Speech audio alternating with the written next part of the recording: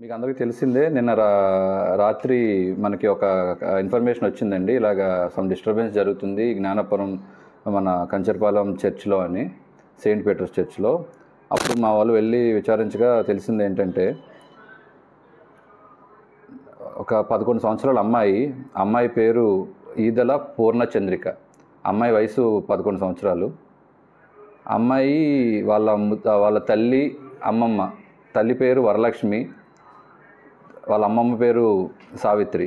వీళ్ళతో కలిసి నిన్న మార్నింగ్ కంచరపాలెం చర్చికి రావడం జరిగింది. ఎందుకు అంటే, ఆ పాప ఎవరైతే ఉన్నారో అమ్మాయి 5వ తరగతి చదువుతూ ఉంది. వాళ్ళది డెంకాడ మండలం, విజయనగరం జిల్లా. 20 రోజులుగా అమ్మాయి సైకలాజికల్ డిజార్డర్తో బాధపడుతున్నందుకు గాను పిచ్చిగా మాట్లాడుతూ కొట్టడం అన్ని చేస్తుందని చెప్పి వాళ్ళ మదర్ చెప్తున్నారు. దానికోసం అని చెప్పి ప్రార్థించి చర్చికి తీసుకెళ్తే తగ్గుతుందనే ఉద్దేశంతో వాళ్ళు మన చర్చికి తీసుకురావడం జరిగింది.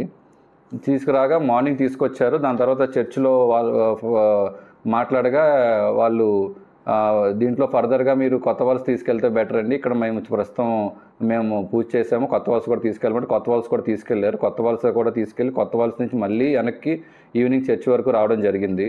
చర్చికి వచ్చాక ఎవరు లేని సమయంలో చర్చ్ జస్ట్ అప్పుడే ఇంకా ఓపెన్ చేయలేదు. ఓపెన్ చేస్తూ వాచ్మెన్ ఒక్కలే ఉన్నారు. ఓపెన్ చేయగానే చర్చ్ ఓపెన్ చేస్తారు. ఇంకా ఎవరు లేరు, ఓన్లీ తల్లి, అమ్మమ్మ అండ్ ఆ పాప ఉండగా పాప కొంచెం అరుస్తూ గట్టిగా పిచ్చిగా కేకలు వేయడం చేస్తుంటే ఆవిడ్ని వాళ్ళు మదర్ అండ్ గ్రాండ్ మదర్ ఇద్దరు కలిసి కొంచెం కంట్రోల్ చేయడానికి ప్రయత్నించారు.